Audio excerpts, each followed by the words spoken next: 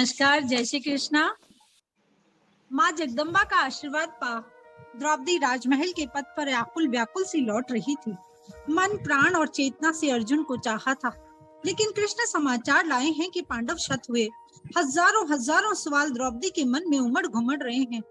सखा, तुम तो अंतर्यामी हो, मन के भावों को जानते हो। मैं स्वयंवर पूर्वा अर्जुन को मन निवेदन कर चुकी, अब कैसे प्रस्तुत हों किसी और के लिए। कहते हैं कृष्ण का चिंतन करते ही कृष्ण राजमार्ग पर द्रौपदी को दिखे। कहने लगे, सखी, मैंने तुम्हें वचन दिया है, चेतना के तार मुझसे जुड़े रहेंगे। कृष्णा, मेरी सखी को यूं चिंतित होना शोभा नहीं देता। और मोहिनी सी मुस्कान उनके चेहरे पर प्रतिबिंबित होने लगी। द्रौपदी सोचने लगी, क्या ये सचमुच अंतर्यामी है? जानते नहीं, इन पर सर्वस्व लुटाया था तो कहा अर्जुन का चिंतन करो।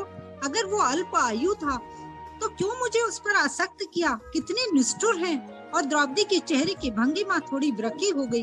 हंसने लगे कृष्ण। कृष्णा, तुम्हारा ये चेहरा मुझे तुम्हारे भक्ति भाव वाले चेहरे से अधिक सुंदर प्रतीत होता है। और कल तुम्हारा स्वयंवर है, खूब सज धज कर आना। आर्यव्रत की सर्वश्रेष्ठ कन्या हो तुम। द्रौपदी की आंखों में आंसू बह निकले। नितंबिनी कहने लगी, मैं न कहती थी कृष्णा कि ये सर्वगुण संपन्न तो हैं, लेकिन है बड़े निष्ठुर निर्मोही। वृद्ध की ललनाओं को कहकर आए थे कि परसों लौटूंगा। आज बरसों बीत गए, इनकी प्रीत की रीत ही निराली है। लेकिन द्रौपदी के अंतर मन ने सचेत किया, उसे तो कृष्ण के आदेश का पालन ही करना है। आज पांचाल नगर को इंद्र की अलकापुरी सा सजाया गया। संपूर्ण लोक के बड़े से बड़े राजा, भूपाल, लोकपाल, विद्वान और ब्राह्मण पधारे हैं। द्रौपदी को उसकी सखियों ने आज स्वयंवर के लिए शुभ वस्त्रों में और हीरक आभूषणों में सजाया है।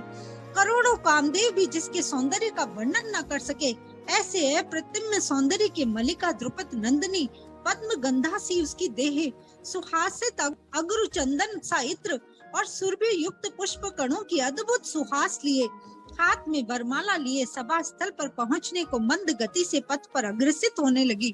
कहते हैं द्रौपदी की उपस्थिति मात्र से ही अनेकों क्षत्रिय राजकुमार अपनी चेतना खो बैठे। सभा में विराजमान युवक, वृद्ध, ब्राह्मण, क्षत्रिय, स्त्री, पुरुष सब स्तब्ध होकर द्रौपदी के उस श्यामल सौंदर्य को अपलक निहारने लगे। दृष्टि नत किए द्रौपदी ने मन ही मन सोचा, इन लोलुप सौंदर्य अलौकिक दृष्टि से बचने का क्या कोई तरीका नहीं है? मन तो करता है कि घूंघट निकाल लूं। भी कृष्णा ने ये सोचा ही था कि तुरंत न जाने कहां से अनेकों अनेकों भ्रमर, जो उद्यान में सुरभि युक्त पुष्पों के मरकंद का पान कर रहे थे, चारों दिशाओं से आकर द्रौपदी के चारों ओर नील मेघ से आवरण से द्रौपदी की देह को आच्छादित कर गए। भ्रमरों के गुंजन के बीच ही द्रौपदी उन राजाओं के समक्ष से होती हुई निकलकर मंच पर पहुंच गई। कोई भी द्रौपदी के सौंदर्य का अवलोकन नहीं कर पाया। नतमस्तक हो गई द्रुपद सुता। उस शस्त्री की अधिष्ठाता, उस सजन कृता की कृपा पर समझ गई, आखिर ये भ्रमर अपने इष्ट की आज्ञा का पालन तो करते ही, प्रकृति उन्हीं की तो नियामत है। मेरी चेतना के तार जो उनसे जुड़े हैं। द्रौपदी के भाता धृष्टद्युम्न ने कहा सभा को नमस्कार करके, हे उच्च कुल संभूत राजमंडली, ये मेरी भगिनी वरवरनी कृष्णा, ये आर्यव्रत की श्रेष्ठ सुंदरी, सर्वगुण संपन्न, विदुषी, विचारशीला, शास्त्रज्ञा, संगीत निपुणा और दिव्य दर्शनी है। पृथ्वी पर धर्म की प्रतिष्ठा और धर्म की रक्षा के लिए ही इनका जन्म हुआ है। स्वयंवर की शर्त के मुताबिक इनका चक्र स्थित कनक मीन का चक्षु भेद कर जो उसे भूमि सात करेगा, वो ही कृष्णा को पा सकेगा। लेकिन उस वीर का उच्च कुल संभूत होना आवश्यक है। फिर एक एक प्रतियोगी का परिचय दिया गया, लेकिन द्रौपदी के अभिष्ट फाल्गुनी का, अर्जुन का तो कहीं नामो निशान नहीं था। एक एक कर वीर लौटने लगे। सांझ की वेला निकट आने लगी। अभी तक कोई भी वीर धनुष पर प्रत्यंचा ही नहीं चढ़ा पाया। हास्य का पात्र होकर सभी लौट गए। द्रौपदी ने मन ही मन संतोष किया, चलो फाल्गुनी की याद में चिर कुमारी भी रहना पड़ा तो मेरा ये देह प्रस्तुत है। पांचाल नरेश, द्रुपद, धृष्टद्युम्न और गुरुजन चिंतित हो उठे। तभी सबने देखा कि नवोदित सूर्य सम तेजस्वी बलमुख लिए अस्ताचलगामी सूर्य सदृश कमनीय स्वर्ण कवच कुंडल विभूषित एक अत्यंत सुदर्शन युवक लक्ष्य भेद के निकट उपस्थित हुआ। उसके रूप सौंदर्य की अद्भुत आभा को देखकर द्रौपदी समेत समस्त प्रजांडल हर्षित हो उठे। सखियां कह उठी, राजकुमार प्रस्तुत हो जाओ, कामदेव सदृश यह युवक जयी होगा और तुम्हें प्राप्त करेगा। द्रौपदी का मन भी चंचल हो उठा, शायद यही अर्जुन हो।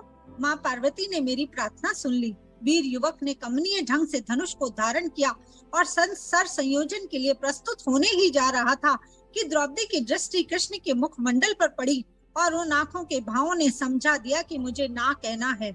युवक ने सूर्य को नमस्कार कर राजा को प्रणाम निवेदन किया ही था कि भीड़ में से किसी ने कहा, प्रार्थी उच्च वंश का न होकर सूत कुल का है। कृष्णा ने भरे हृदय से कहा कि मैं सूत पुत्र से विवाह नहीं करूंगी।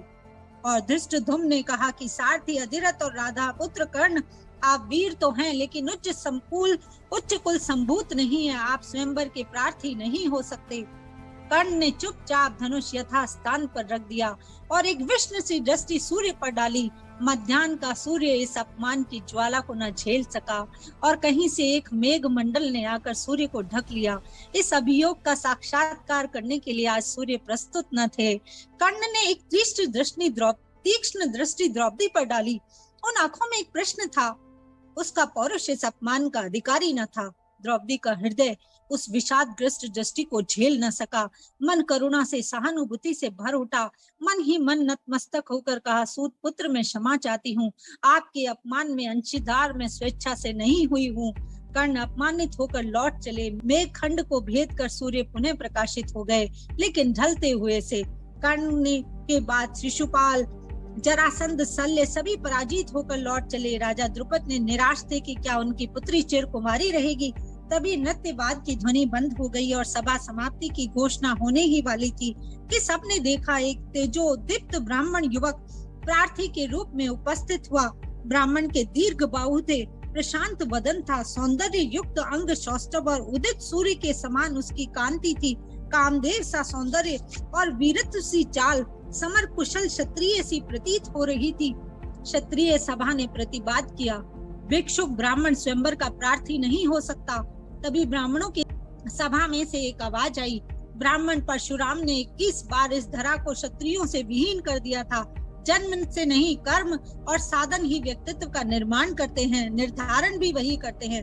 राजा की आज्ञा पाकर वीर युवक ने पृथ्वी और धर्म देव को प्रणाम किया और मधुर स्वर में कहा, कृष्ण और कृष्णा को प्रणाम। क्षत्रिय सभा में किसी ने व्यंग्य किया, कृष्ण को नमस्कार करना तो युक्ति संगत है, लेकिन भावी पत्नी को कौन नमस्कार करता है, ये तो हास्यपद है। कृष्ण ने उच्च स्वर में कहा, कृष्णा को नमस्कार कर ब्राह्मण ने अपने दिव्य ज्ञान का परिचय दिया है। जब तक स्वयंवर का प्रण पूरा न हो जाए तब तक कृष्णा एक राजकन्या है और जो शक्ति के अंश से जन्मी है। शक्ति पूजन के बिना वीर का परिचय असंभव है। अतः ज्ञानी युवक ने कृष्णा को प्रणाम करके शक्ति माता की वंदना की है। अगले ही क्षण सभा स्थल को प्रकंपित करता स्वर धनुष के टंकार को वीर भेद कर लक्ष्य को साध गया और निर्धन ब्राह्मण युवक ने द्रुपद नंदिनी को जय कर लिया। जय श्री कृष्ण।